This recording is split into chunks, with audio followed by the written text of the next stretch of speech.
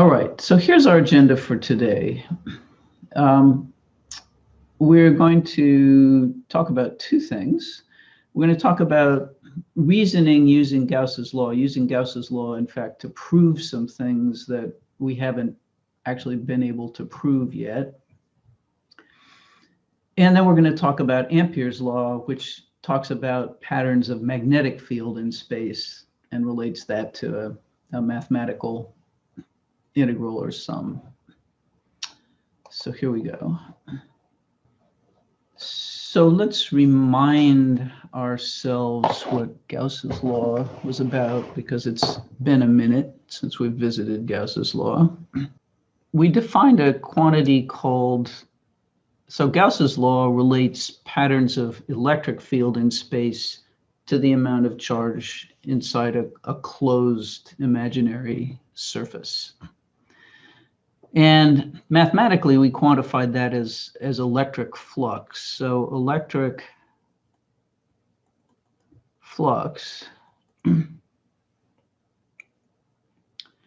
was, we defined as, it has a symbol of phi for flux, electric, and it's defined as the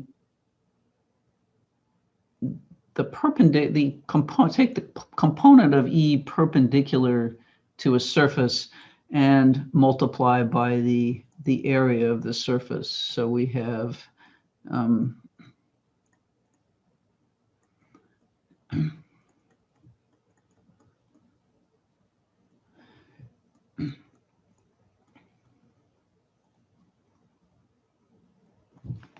okay, so we have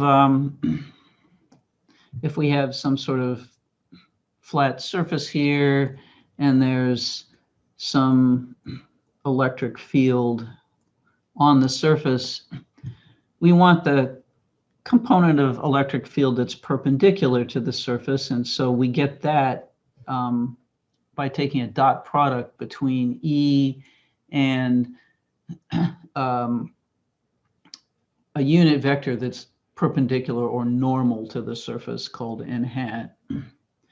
And we can evaluate that dot product two ways, of course. The dot product gives us a scalar, and E dot n hat is equal to E sub x times the x component of n hat plus E sub y times the y component of n hat plus E sub z times the z component of n hat. But it's also equal to the magnitude of E times the cosine of the angle theta, where theta is the angle between the electric field vector and n hat, right? Now, electric flux alone doesn't tell us anything interesting. So we need a closed surface. And so Gauss's law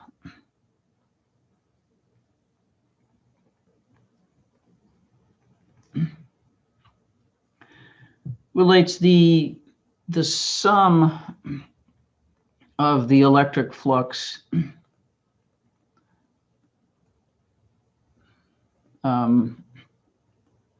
over a closed surface, some kind of a hollow imaginary box, to the amount of charge, the total charge inside that surface divided by the constant epsilon 0. And of course, if the electric field isn't homogeneous over a particular piece of surface, we have to divide the surface up into little pieces, and in the limit, we actually get an integral where we're taking very, very small surface pieces and integrating and adding up E dot n hat times the area over those pieces of the surface.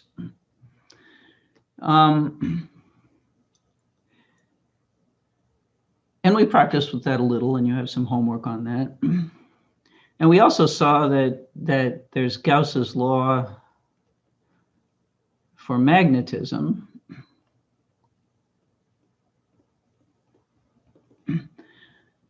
where we found that the sum of magnetic field dot n hat delta A over a closed surface had to be 0 because there aren't any magnetic monopoles. There's no north poles without south poles or south poles without north poles. And so we have the integral of B dot n hat, whoops, dA equals 0.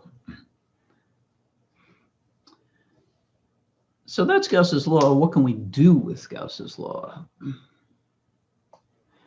Well, what we can do with Gauss's law is reason in some interesting ways. It takes a lot of practice to become expert at this. So we won't ask you to do really challenging reasoning along these lines. We'll ask you to follow this reasoning because we can now prove some things and find out some things that we haven't been able to explore before or prove exactly before. And so Gauss's law is often used for two things. One is to actually find an analytical expression, an algebraic expression for the electric field of some charge distribution in a very symmetric situation. And the other is to prove certain properties of conductors. And we're going to start with the second, but we'll do a little bit of both before we go on to Ampere's law and magnetic field. So here's where we're starting. Way back in the day, we asserted that there could be no excess charge on the surface of a conductor at equilibrium. I mean, in the interior of a conductor, no excess charge in interior of a conductor. This is actually true in equilibrium or not equilibrium, actually, but we were never actually able to prove that. So when we decided that the excess charge helping to make the electric field in a circuit had to be on the surface of wires, we were assuming that this was true, but we haven't actually proved it. And so we can actually prove this using Gauss's law. So recall something we did prove. So we did prove that at equilibrium, the net electric field is 0 inside conductor. And you might remember that we did a proof by contradiction. We used the fact that the average drift speed of a mobile charge, like an electron in a metal, was proportional to the magnitude of the electric field, to this proportionality constant U for the mobility. And our definition of equilibrium was that there was no net current flowing, so the average drift speed had to be 0. And the only way to make that 0, if we assume that the electric field is non-zero, then the average drift speed would not be 0. So the only way to make that work is to say if the drift speed is 0, then the electric field is 0. So that's a valid proof. But let's think about this issue of charge in the interior of a conductor. So let's let's draw some sort of blobby piece of metal. And let's polarize it. So we'll put a positive charge here, say. And so what's going to happen is we're going to get excess electrons building up here, and we're going to get some excess positive charges building up there. And this is, of course, I'm drawing a slice through some 3D blob of metal here. And we know that at equilibrium, the net electric field has to be 0 inside the metal. So inside here, E net has to be 0. But how do we prove that there really aren't any charges inside? That this net electric field is due entirely to this external charge we've used to polarize the metal, and to the charges that have built up on the surface. Well, we can use Gauss's law to do that. So what we do with Gauss's law is we're going to create a Gaussian surface that's just inside the surface of the metal. And it's going to be a 3D surface, but I'm, of course, going to draw this 2D cross-section through it. So we're going to make a Gaussian surface that's just a tiny distance, our mathematician friends would say a distance epsilon, inside the surface here. So here's our Gaussian. Now we've drawn our Gaussian surface inside the metal, but that's okay because it's this mathematical construct. It's not a real box that we're putting in there. And so we've actually drawn our Gaussian surface inside the metal. Well, how can we use Gauss's law here? Well, we know that E is 0 all over the surface, our Gaussian surface, let me be clear.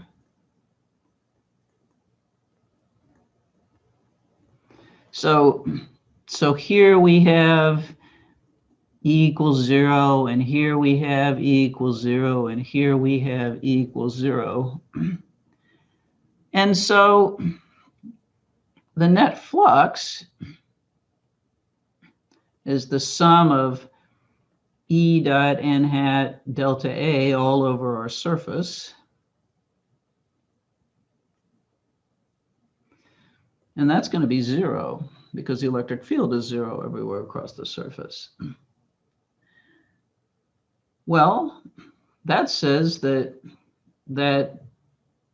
if the net flux is 0, then the sum of the charge inside the surface divided by epsilon 0 has to equal 0.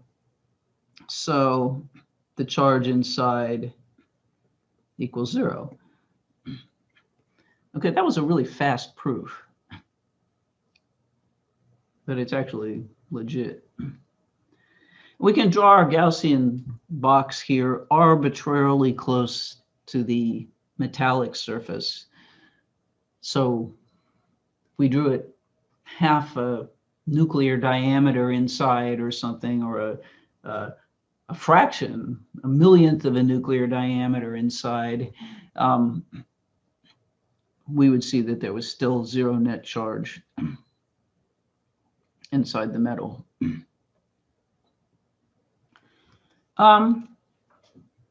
Okay. So that was our, so here's our proof.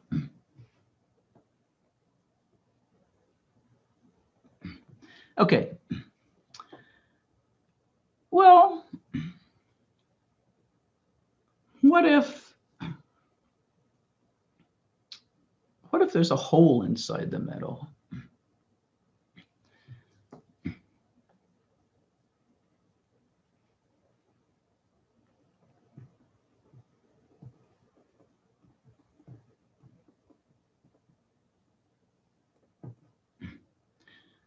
So here's our blob of metal here, but now we have some sort of hole inside the metal. So so here's metal and there's a hole. Couldn't there be charge on the inside of that hole? So could there be charge here?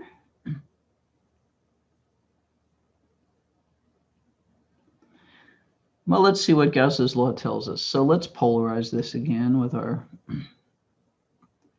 external charge. And so we've got some charge buildup on the outside here, but couldn't there be charges on the inside? Well,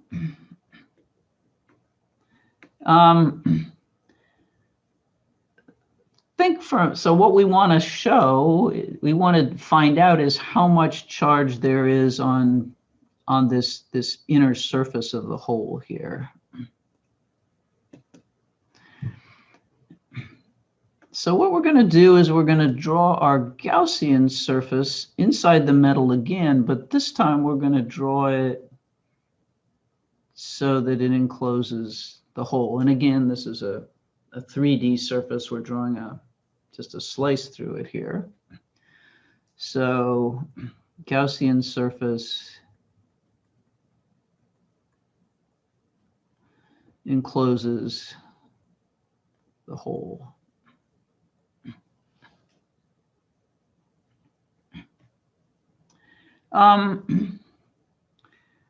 Okay, so let's see where we get to. Well, we have the electric field is 0 on the Gaussian surface.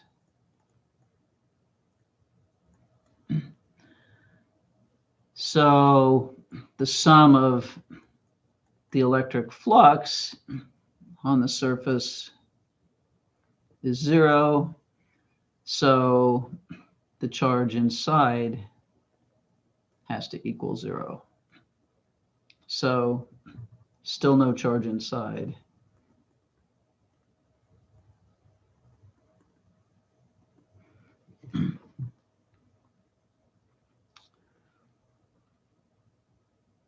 Okay, but couldn't we have, that just says the net charge inside is 0. What if we had a dipole? Okay, so suppose we had positive and negative charge inside. So here's our blob, here's our hole. This is the metal. Suppose we had some positive charge there and some negative charge there. Okay, that would still give us a net charge of 0 inside our Gaussian surface. So can that work?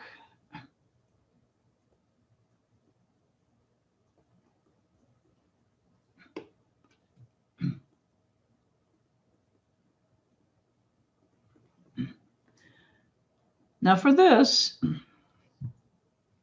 we actually have to come back to thinking about potential. So we know that the round trip potential difference has to be 0.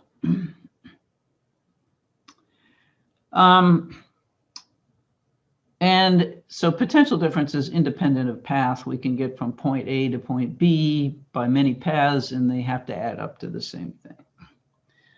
So let's take our location A to be here inside the metal and B to be there inside the metal, and we'll consider 2 different paths going from A to B. So the first path goes across the hole. So this is path 1. Across the hole. And so we have the integral of E dot dl along that path minus the integral there.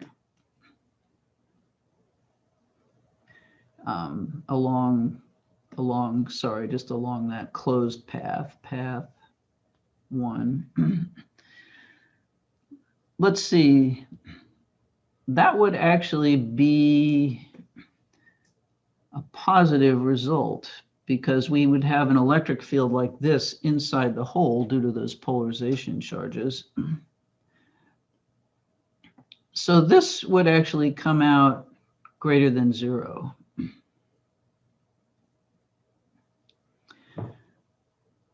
But if we took path 2 around the hole, so here's path 2,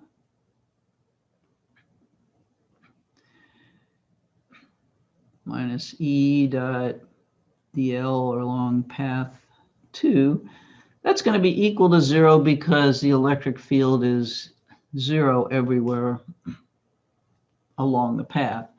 And that means that a round-trip potential difference would not be 0. So if we went, say the round trip consisted of going from A to B and getting 0 and then going back that way and getting non-zero, we'd get a round-trip potential difference that was positive, and that's not a possibility. So therefore, we can actually rule this out. This is another proof by contradiction.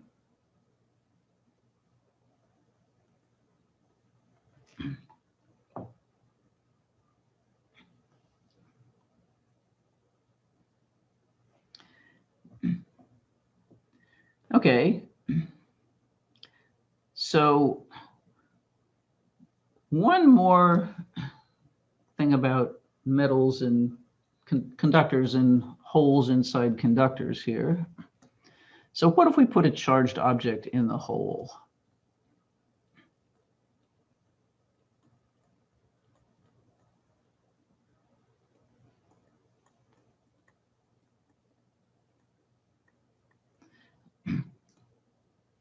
So here's our metal with a hole.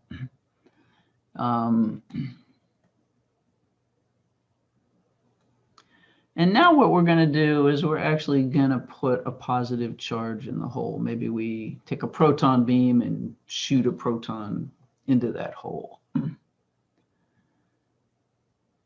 Well, now we've got a positive charge inside the hole. What's going to happen? Well, the positive charge is making an electric field. We've now got a non-zero electric field inside the metal, so charges will move. The metal will polarize until the field goes back to 0. So we're clearly going to get some negative charge building up on the inside of the hole here. And that's going to leave positive charge, a deficiency of electrons on the surface of the hole here. And now what does Gauss's law tell us? Well, let's consider our Gaussian surface that goes around the hole.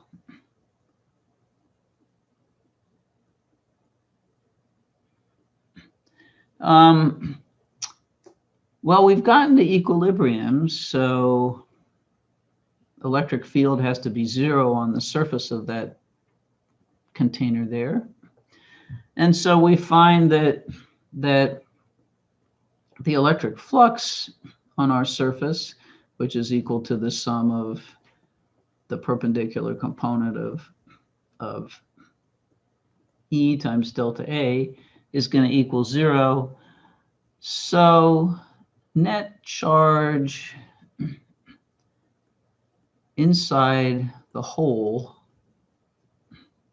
inside the surface,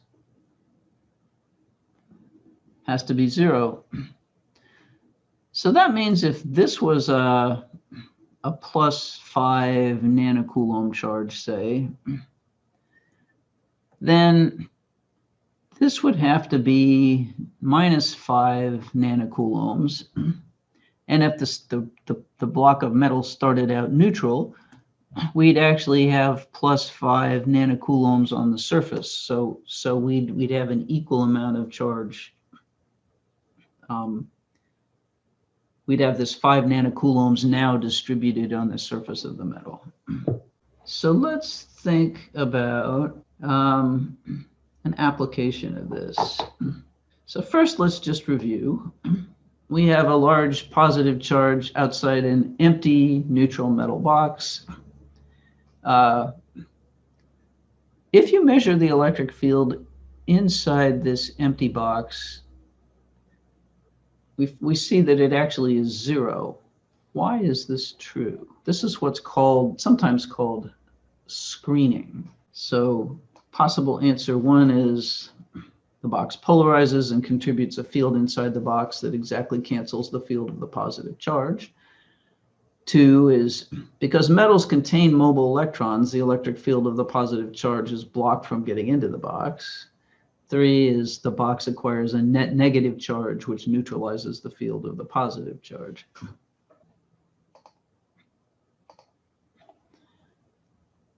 So most of you, 2/3 of you, say that that answer 1 is correct, that the box polarizes and contributes a field inside the box that exactly cancels the field of the positive charge. And that is correct. And let's think about why these other alternatives are not possible. So the second one, that because there's mobile electrons, the electric field can't, from the exterior, an external charge can't get in. We know that's not true, because we know that electric fields penetrate all of space, matter or no matter. So electric fields are never blocked by anything. So that's not a possibility.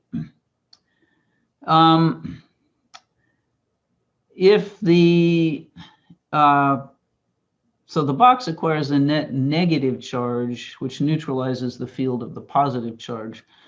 Well, we have a problem with charge conservation here.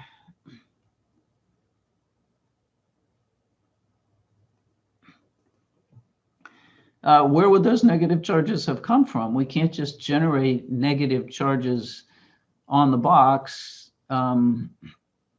without generating some positive charges too. So we can't create negative charges out of nothing, and so that's not an option. Presumably, what's happening is something. I don't know how well I can draw this, but here's our box, and it's got a finite thickness here.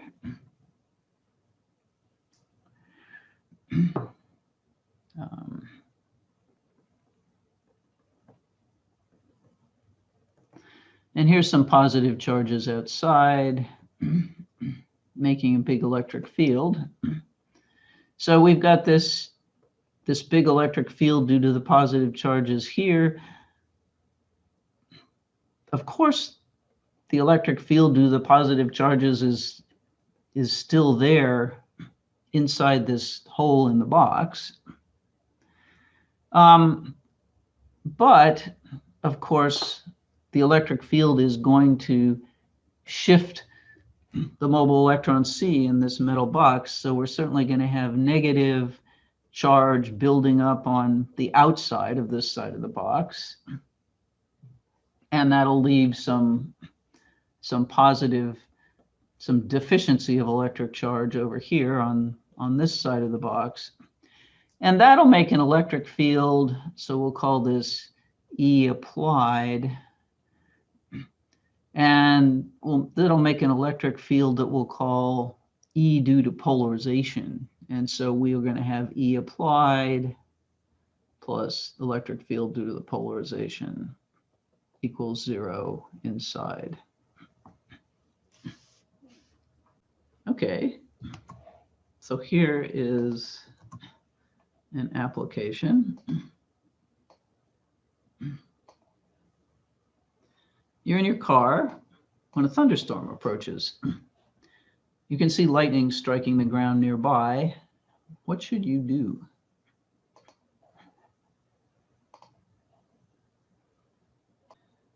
So most of you say you should stay in the car. Nobody says you should lie under the car. And a few people think you should get away as far away from the car as possible. Staying in the car is by far the safest, and let's see why. So this is absolutely the safest.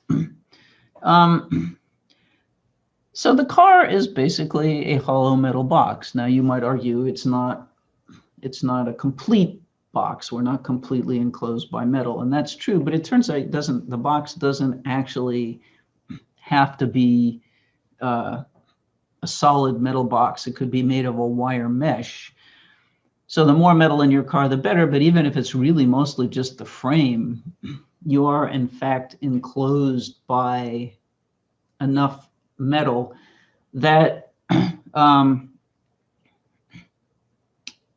any charge deposited in your car will stay on the outside surface of the car. And the electric field, due to all these charges flying around, will actually be close to zero inside the car. So this is by far the safest place that you can be.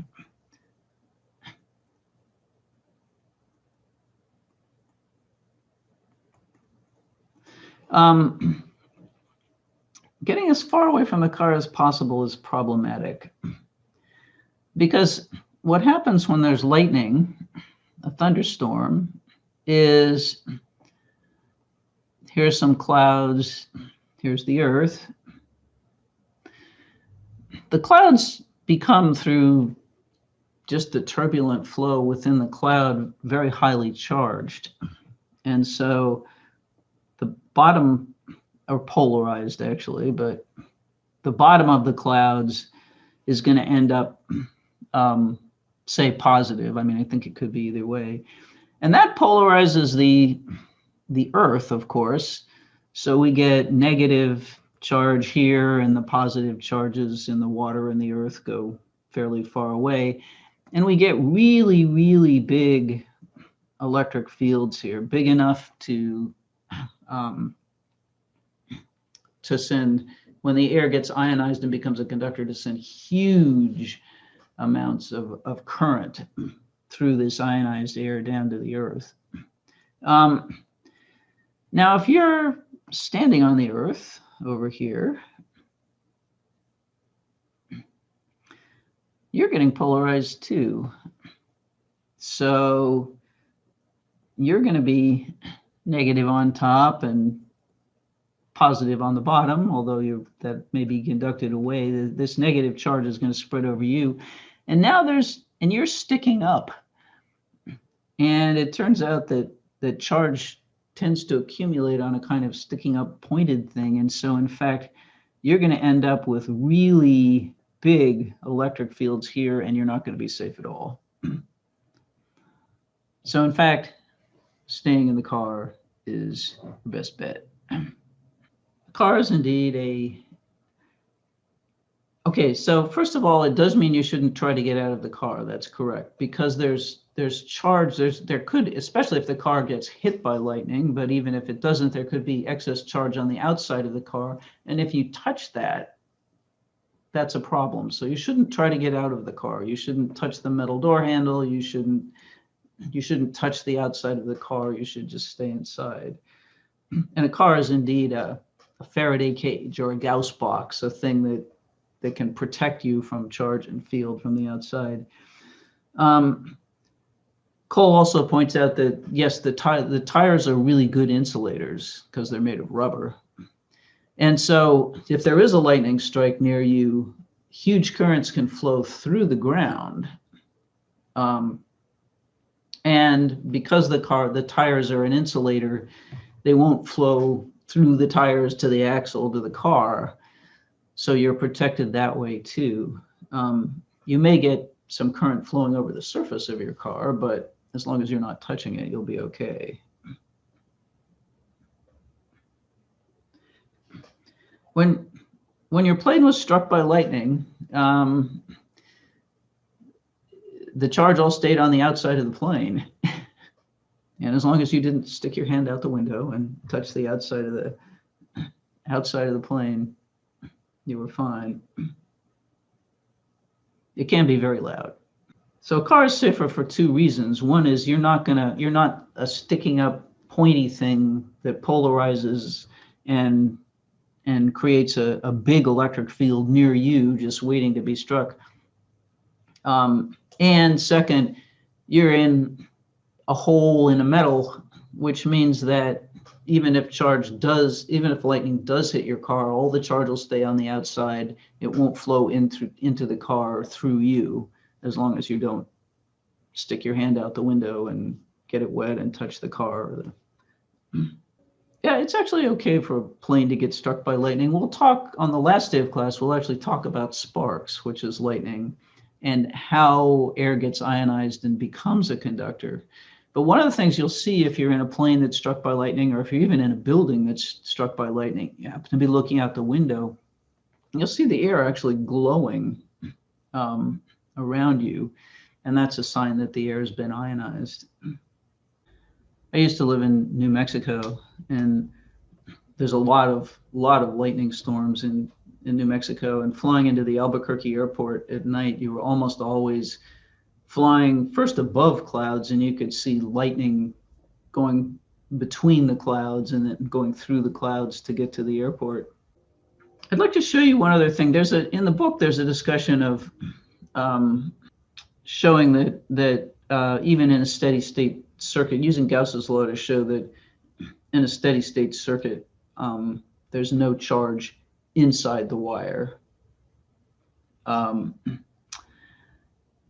And that's, although if you have a connection between two pieces of wire that have different mobilities, there may be charge at the interface.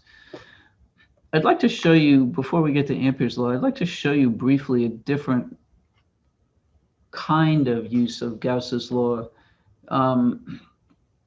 to derive an expression for electric field.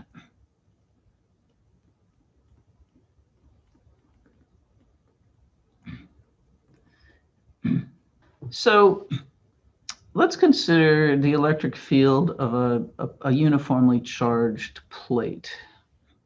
Now we've done this before with calculus. We did it with a circular plate where we divided the plate up into rings and added up the electric field of rings and got that. But actually we can use Gauss's law to get an expression for the field with much less mathematics, although here, I'll put these positive charges up here.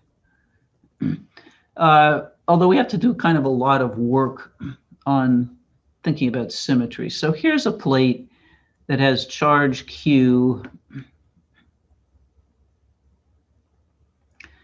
and it's got an area A of the plate, or just A, I guess we'll call it. And you may remember that we found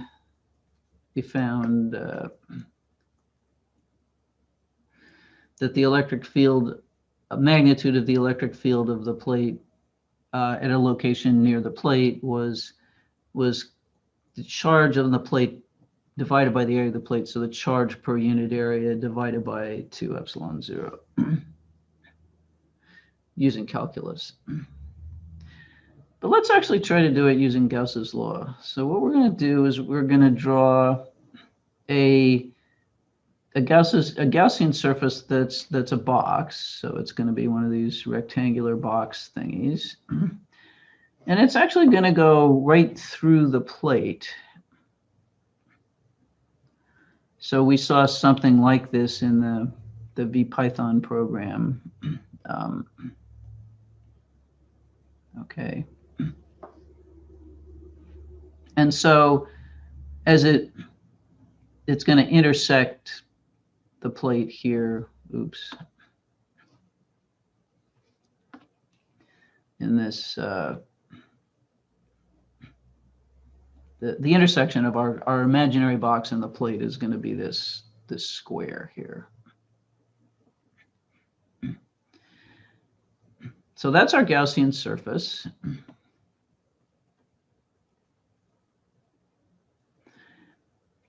And now, so how can we possibly use this to derive this expression for electric field? Well, we're going to reason about the symmetry of the situation.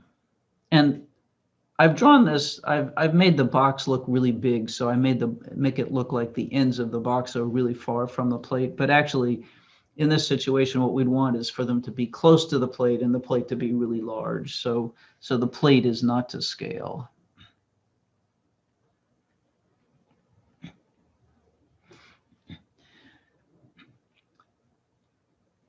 So how do we reason by symmetry?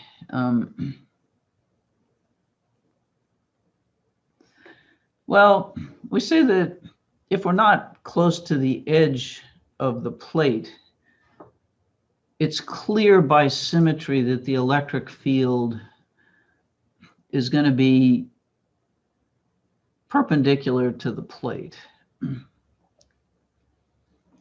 So we're going to have the electric field of the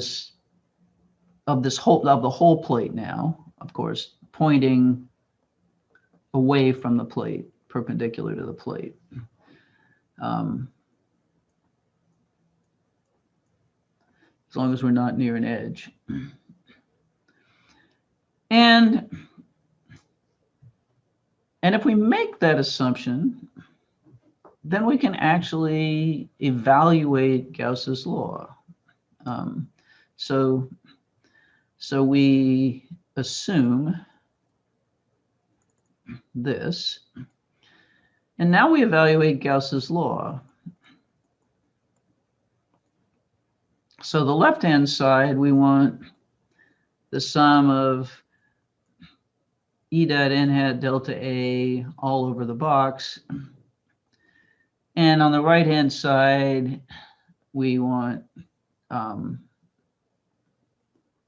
the charge inside over epsilon 0.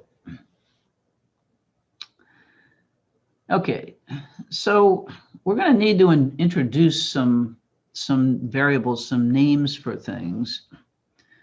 So this little area we're going to call the area of the box, the surface area of the box. And this, of course, is going to be the same area of the box. And this area is, okay. And we better not have that in our final answer because it shouldn't be there in the and so let's add up the flux. So the left end, we're going to have, well, there's E. N hat is the outward going normal. We better draw all our n hats. Here's an n hat on the right end. Here's an n hat on the top. Here's an n hat on that surface. So the left end, the flux is going to be, flux on the left end is going to be the magnitude of E times the cosine of 0 degrees times the area of the box.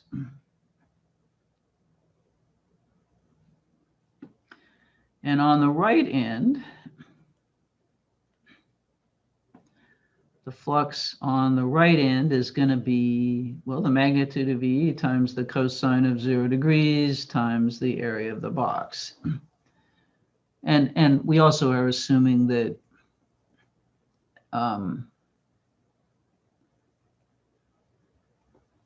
the magnitude of E is uniform here because we're close to the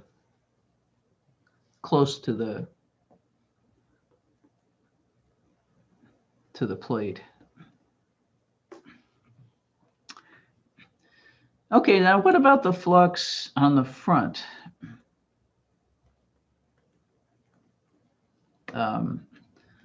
So the flux on the front, well, we've got the n hat sticking out in the plus z direction, but the electric field is actually parallel to the surface.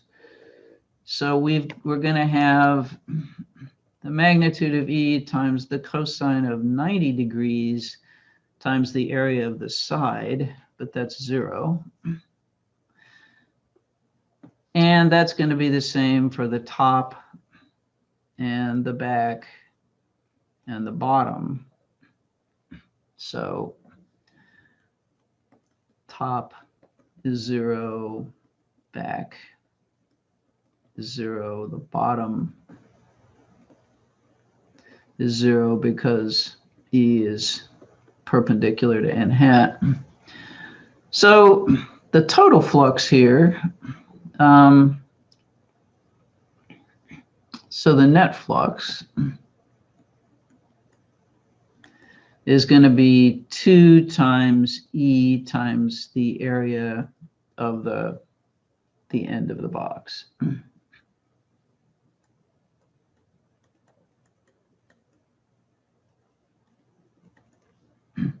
Okay, so that's the left-hand side.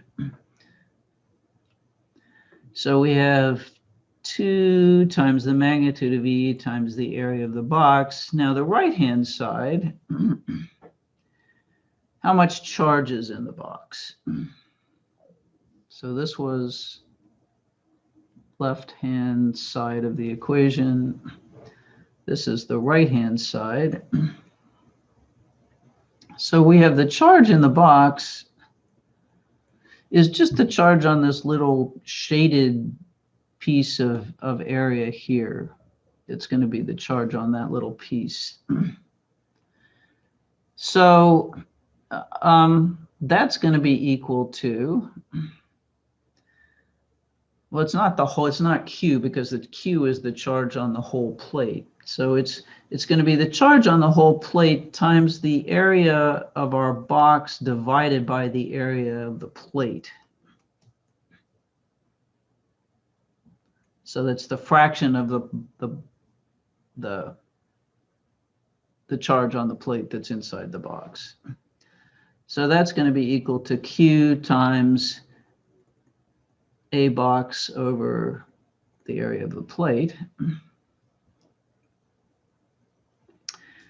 And now, fortunately, we find that this area of the box drops out from our equation. And with a small rearrangement, we have the electric field is Q divided by A divided by, oops, there was an epsilon 0 here missing, 2 epsilon 0.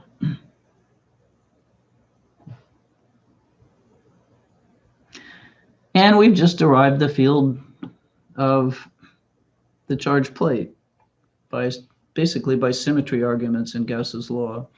And you can use this to get the similar argument to get the field of a rod or the field of anything. Usually the things that end up being symmetrical are, we're gonna use Gaussian surfaces that are either these flat boxes, or they're going to be cylinders, or they're going to be spheres. But this kind of argument can be used to derive those things too. It's not the field of a capacitor, because remember the capacitor has 2 plates, and so Q over A over epsilon 0 is the sum of the field of one plate and the other plate. So this is indeed, however, the field we got for a single plate. So this is what we got from calculus up here, and this is what we got from Gauss's law. So what about magnetic field?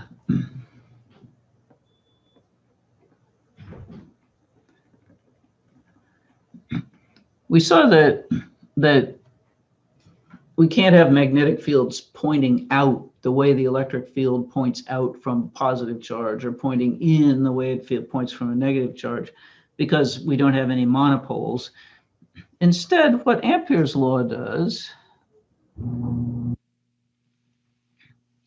it relates relates patterns of magnetic fields in space to currents. And instead of a closed surface, we're going to look at a closed loop or a path.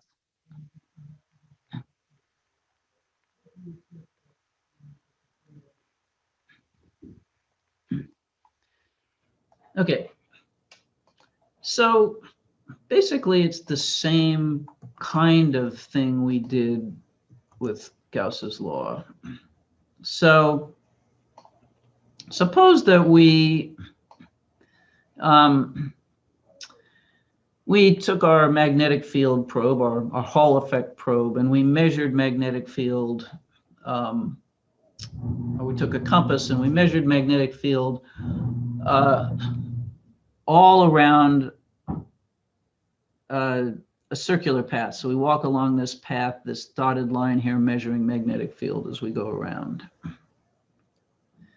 Now that's not an unfamiliar pattern of magnetic field, right? So what could actually make such a pattern of magnetic field?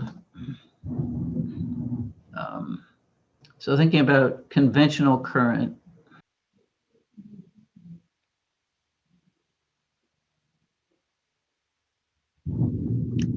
So this looks like a useful review of magnetic field. So the most popular answer is 2, which is correct, but it's not the only answer. So let's think about how we figure this out, okay? If we have a current, so we have conventional current coming out of the screen, then let's think about, remember that we have, so what we're going to have is moving positive charges coming out of the screen. And although you probably don't remember equations for current, you should remember the Biot-Savart law, which is that the magnetic field is μ0/4 pi QV cross R hat over R squared. So,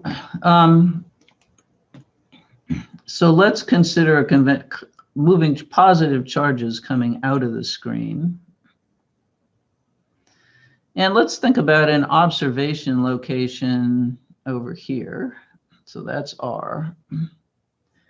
So let's get out our right hand. So we have V out of the screen toward us in the plus Z direction, cross R, the plus X direction, and magnetic field would actually be in the plus Y direction. And if we try an observation location down here, so we'd have V cross R, magnetic field would be in the plus X direction. Okay, so it looks like we're going to get a pattern of field curling around this current that goes the wrong way. So we're going to get a counterclockwise curly field, right? Well, let's try mobile charges going into the screen. So now if we try an observation location over here, V cross R makes a magnetic field down. And here, so V cross R hat, magnetic field to the left. And that looks better. Oops, let's make it blue. So it looks like that's indeed the right answer. Now, if we had current going around in a circle, remember that a current loop looks like a dipole. So suppose we have current going around in a circle, then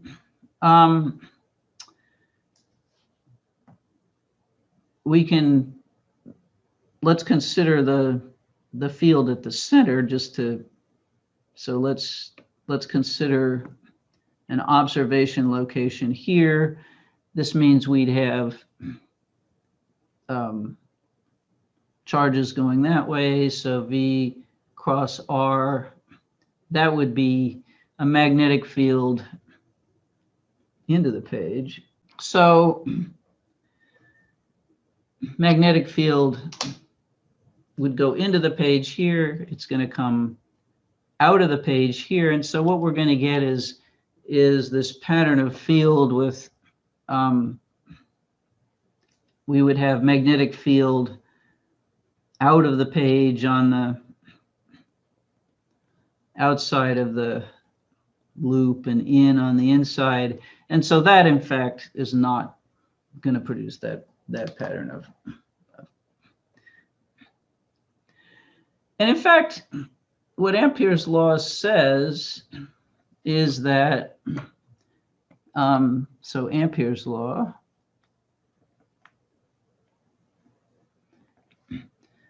if we take the integral of B dot dl, so this is like potential, right? It's an integral along a path. And we take it around a closed loop.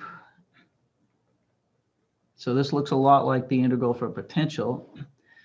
That's going to be proportional to the current enclosed times a constant, which is in this case mu zero.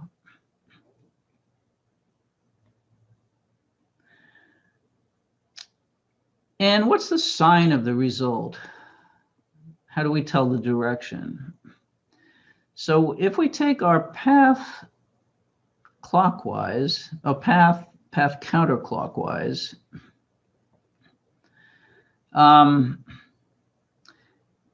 if I is greater than 0, that is out of the page.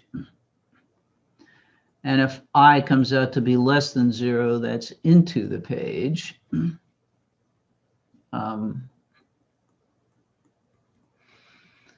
And there's actually a right-hand rule for this. So if you take your right hand and you let your fingers curl around in the direction of the counterclockwise around the path. So if we go back up here to this example we looked at, and so you put your hand through so your fingers are actually like along the circle. Your hand is tracing out, curling in the direction of the path, your right hand. Then your thumb will actually stick out in the direction of I, if that's a positive number.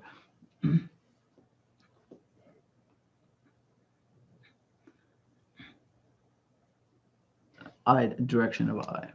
Okay. So let's just try a couple things here.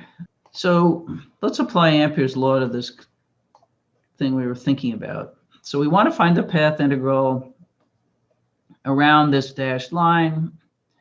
We choose the path direction to be counterclockwise.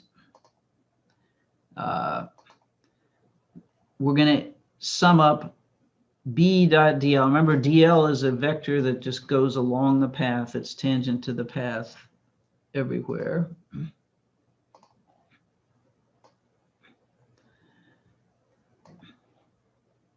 So what's the sign going to be if we,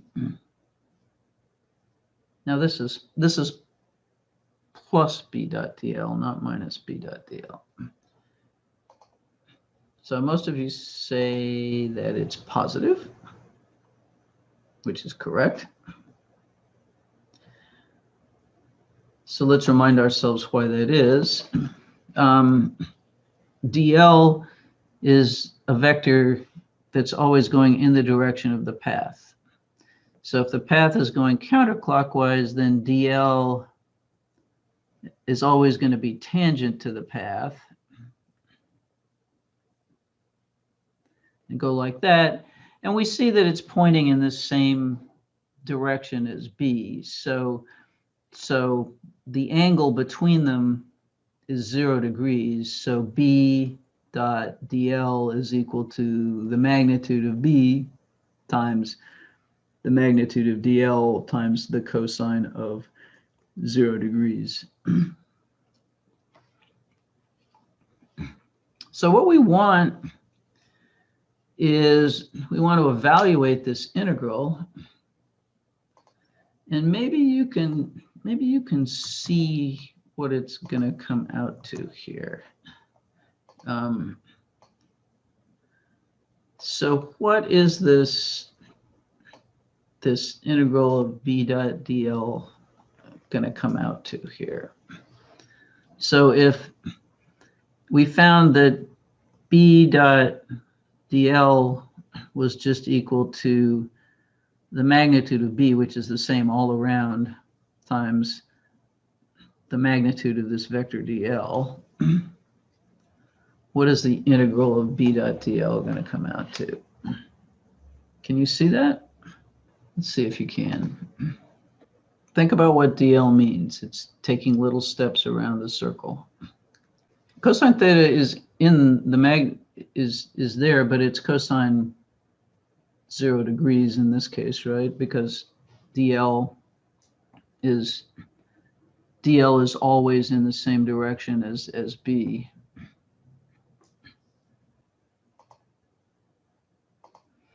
So very good, you did get it.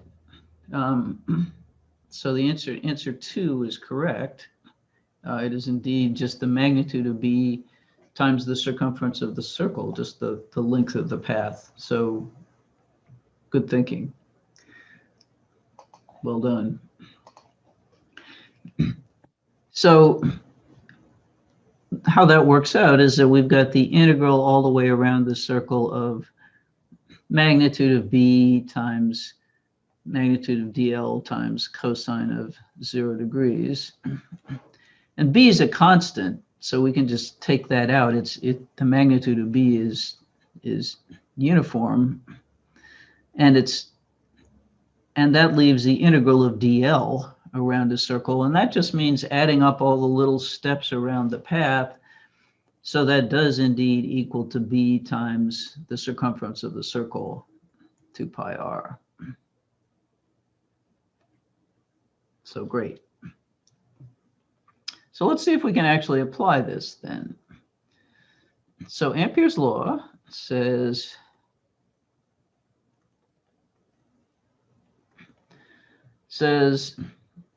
the integral of b dot dl around a closed path is equal to mu 0 times I, the amount of current enclosed by the path. Now, how do you think about that? Well, what you can think about is, if here's our path, well, you can imagine like a soap film stretched across the path. And current enclosed would mean that there could be, say, some wires piercing this soap film with currents running in or out, and those are the currents, quote, enclosed by the path, any current that pierces that soap film that we would stretch across the path.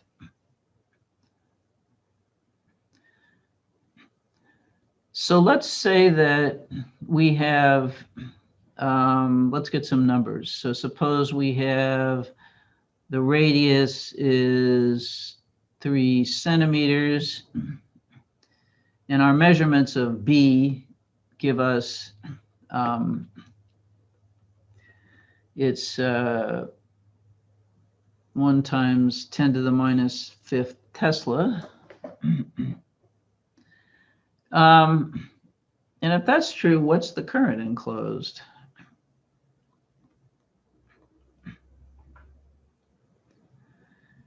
So what's mu 0? Well, mu 0 is mu 0 over 4 pi times 4 pi, naturally. And so that's 4 pi times 10 to the negative 7th. So so let's use Ampere's law. So we have the integral of B dot dl. So we'd have, so we have integral of B dot dl. That comes out to 2 pi times 3 centimeters times 1 times 10 to the minus 5th Tesla. And that should be equal to mu 0 times the current. So that's equal to 4 pi times 10 to the negative 7th times the current. And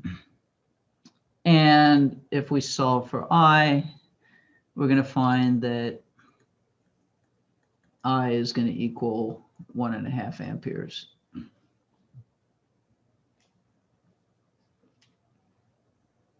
So we can actually calculate the amount of current. Now, this is the net current. So that could be 3 amperes going up and 1.5 amperes, or in this case, 3 amperes coming out of the screen and 1.5 amps going into the screen. Okay, that still would work, but the net current enclosed is 1.5 amps. And we'll try a few of these this afternoon in recitation. So what was new or important today? I wanted to ask a question about the charge distribution over a surface. So obviously we're talking about how the charge distributes over the surface and there's no internal charge. How? And a conductor, yeah. Sorry? And a conductor, yes. Okay, yeah. So, okay, so I was asking, what my question was basically, does that only apply to does that apply to all conductors, or in cases if we have in the ocean where the water is an ionic mixture basically, right. Can the charge penetrate the surface there? Well, no, it's true for all conductors. So, conductors, and you can sort of see why that would happen. So, for example, if we've got a beaker of salt water,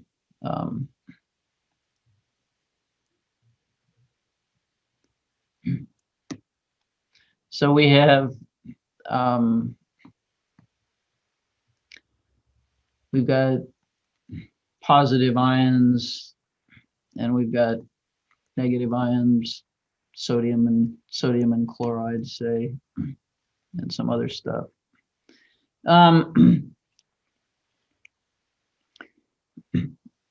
If we so if you polarize this, all these charges are mobile. So if you polarize it, you put say a negative charge here, you'd get a few more positive ions building up here and a few more negative ions over at the other side, and no ion has to move very far. It just shifts a tiny bit, right? Mm-hmm. If you manage to drop an extra charge in, so let's say you shoot a proton into the ocean,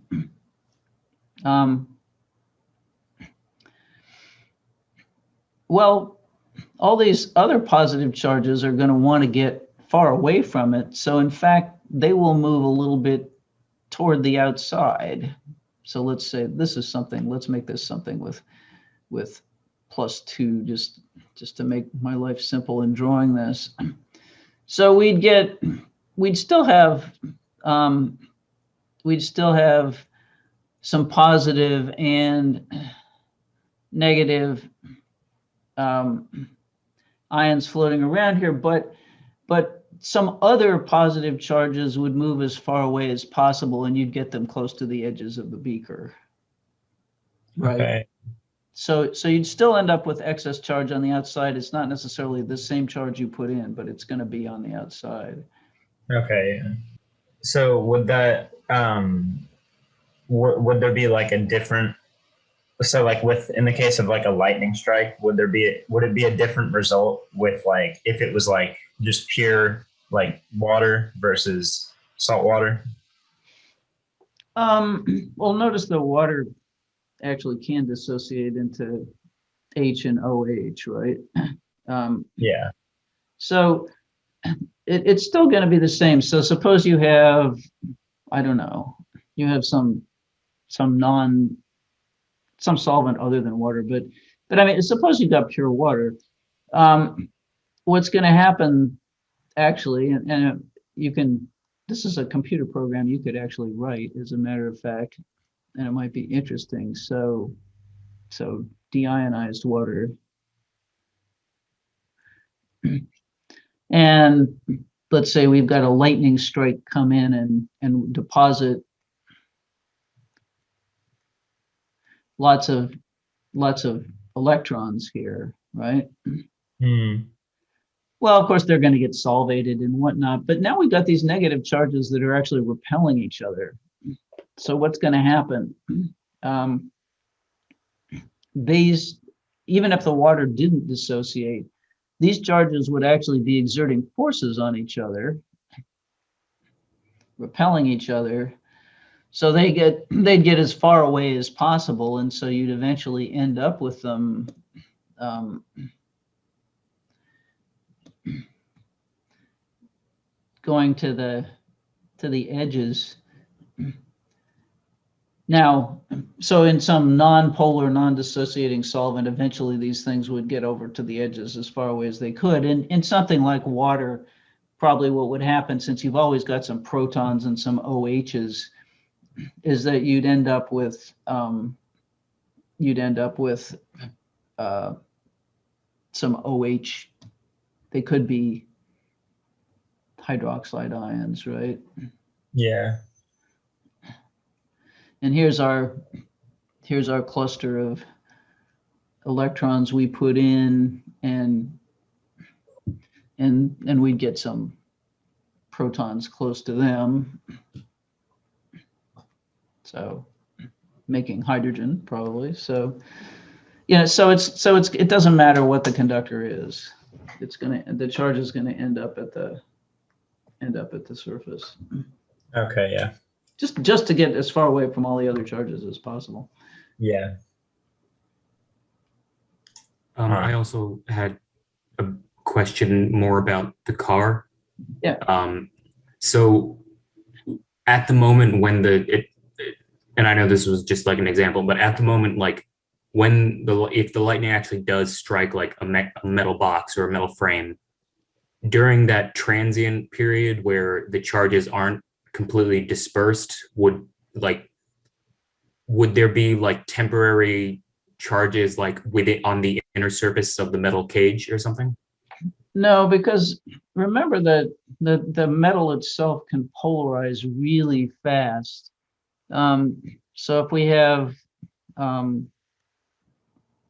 here's our metal box, and let's say, lightning actually hits it, and so we've got a tremendous amount of negative charge here on the outside. Well, because there's so many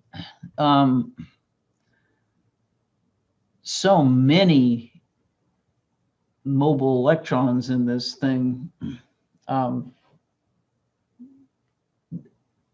the box can polarize, but the charge is still going to be on the outside surface. It's not going to be inside the box. Because it just takes a tiny shift.